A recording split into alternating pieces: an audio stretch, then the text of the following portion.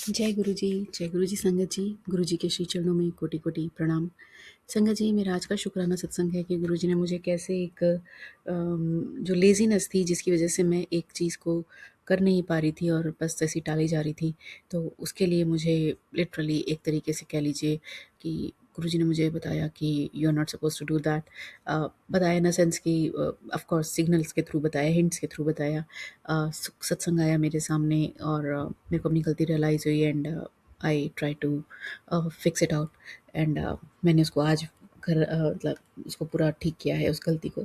तो क्या हुआ था संगत जी कि मैं जैसे थोड़ा बर्ड्स को दाना वाना देती हूँ, बट बीच में कुछ ऐसा हुआ कि मैं उनको उनके सीड्स जैसे जस्ट ओवर हो गए थे, बर्ड बर्ड फूड जो था। तो मैं ऑप्शंस कर रही थी, लाइक जैसे अपने इंडिया में देते हैं ना, रोटी देती हैं, ये सब जो भी मेरे पास अवेलेबल था मैं दे रही थी, बट मैं जाके ला नहीं पा रही थी जो स्पेसिफिकली वो खाते हैं वो बर्ड्स।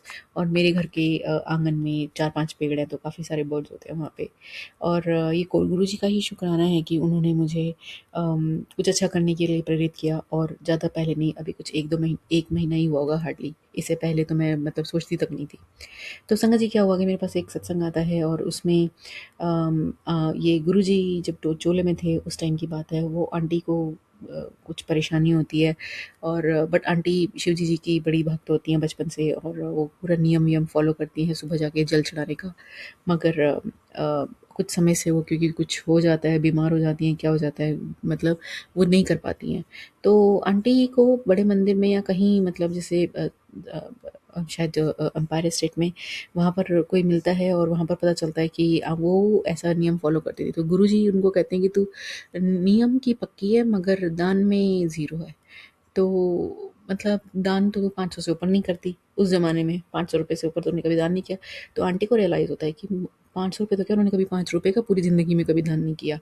तो अब आंटी को जब ये रियलाइज़ होता है तो मेरे को भी रियलाइज़ होता है उस टाइम पर। मेरे को भी ये एक लाइन जो सत्संग की होती है, ये अट्रैक्ट करती है मेरी अटेंशन को और लाइक कि मैं बार-बार वही चीज़ सोच रही थी, मैंने ऐसा क्या किया? और देन आई रियलाइज़ कि मैं मतलब बर्ड्स को मैं दे रही थी और मेरे को लग रहा था कि it is okay, but I know though they are not eating them, you know, कि मैं जो भी उनको दे रही थी खाना, वो उसको मतलब मन से नहीं खा रहे थे, वो जैसे पहले खाते थे पसंद होके वैसे नहीं खा पा रहे थे।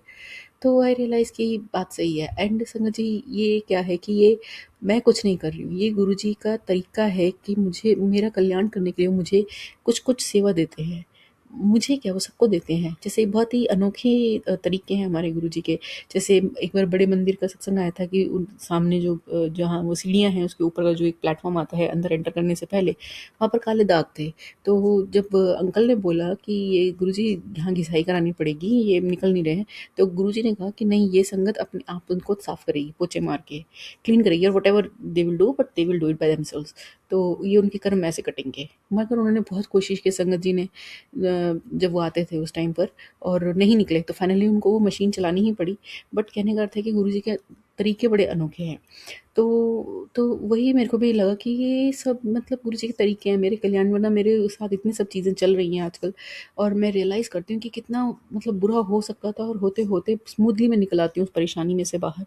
न जाने कितनी परेशानियाँ आती हैं और बस मैं निकलती जा रही हूँ। ये गुरु जी की कृपा ही है कि वो मेरे को हाथ पकड़ के बिल्कुल साफ-सुथरे तरीके से निकालते जा रहे हैं। मुझे, मेरे परिवार को, मेरे घर परिवार को, बच्चों को, हस्बैंड अंकल को, सबको। तो शुक्राना है मालिक, हर बात का शुक्राना है। क्या बोले, इससे ज़्यादा हमारे पास और कुछ वर्ड ही नहीं है बोलने के लिए। भाव को समझिए प्रभु और सदा अपने चरणों की प्रीति दीजिए। जय गुरु जी, शुक्राना गुरु जी, सब पर कृपा बना रखिए। जय गुरु जी।